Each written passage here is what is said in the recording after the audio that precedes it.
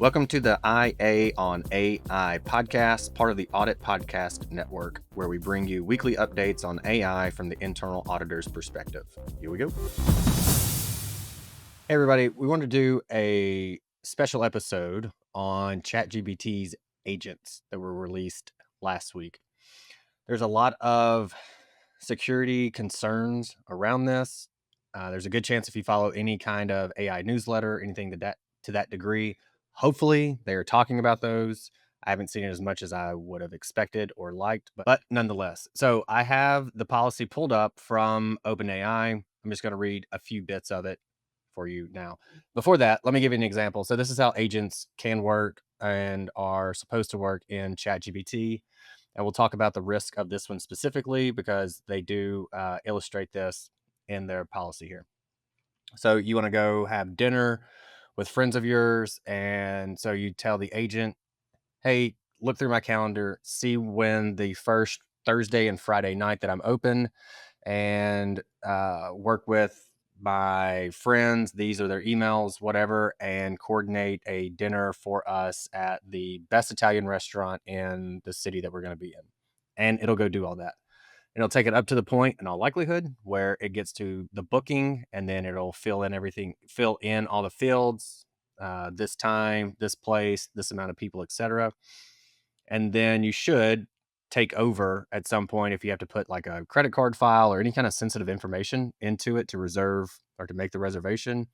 That's when you take over. And so it's doing this inside of ChatGPT. It has its own browser. And so it's not like it does this and it's in your browser. It's not going to pull up the browser on your machine and do it. It has one embedded into the program. Okay.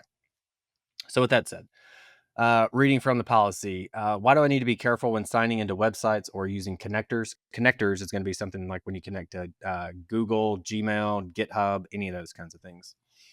So they say when you sign ChatGPT agent into websites or enable connectors, it will be able to access sensitive data from those sources, such as emails, files, or account information. So I'm going to stop right there.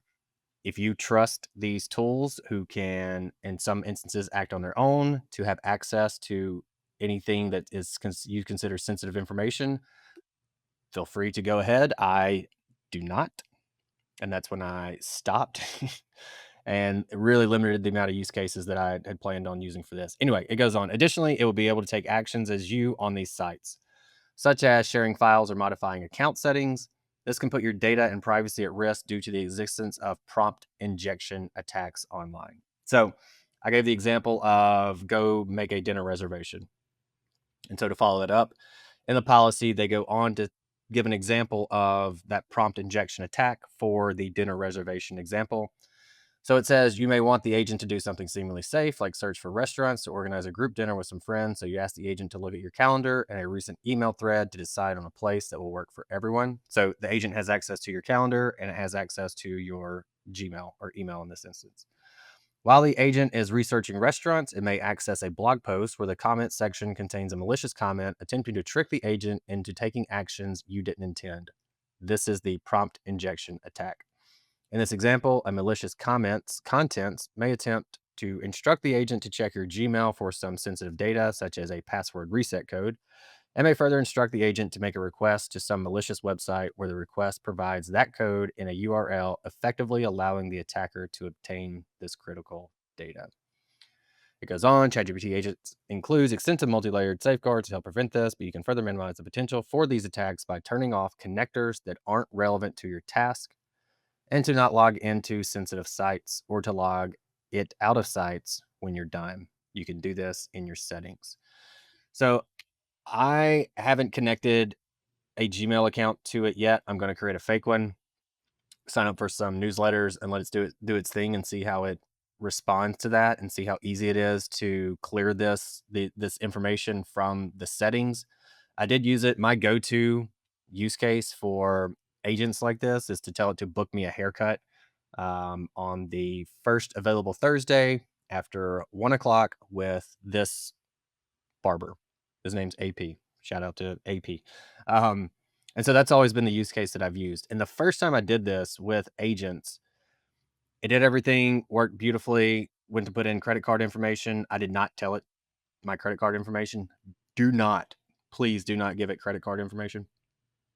And so that's when it says, hey, it's time to put in sensitive data. You take control, you, the user, i.e. me. And you click here, you take control, you have access to the browser, and you can type everything in, and you should be good to go. So it goes on to say, how do I keep my data safe and reduce privacy risks? Don't type passwords or private info directly into your messages. Be careful when choosing which connectors to enable for a task to reduce privacy security risks. Before signing into websites using ChatGPT agent, consider both whether they contain your private data and the level of harm an attacker could cause if they manage to trick ChatGPT agent into taking actions as you on the site. Avoid underspecified open-ended requests, aka prompts, to ChatGPT agent. For example, avoid providing requests like, please take a look at my email and feel free to just take every action to move the discussion forwards. I'm very busy, so don't bother me. Or please review my GitHub issues and do whatever you can to verify them and resolve them. Goes on to say, immediately stop execution of a task if you notice something suspicious, because this is all running automatically. So you have like your ChatGPT tab open, it's doing all this work. You can like glance over if you want, or you can just sit there and watch it. Although that kind of defeats the point of automation. But if you want to see how it's kind of working, so you can see that that's what's going on.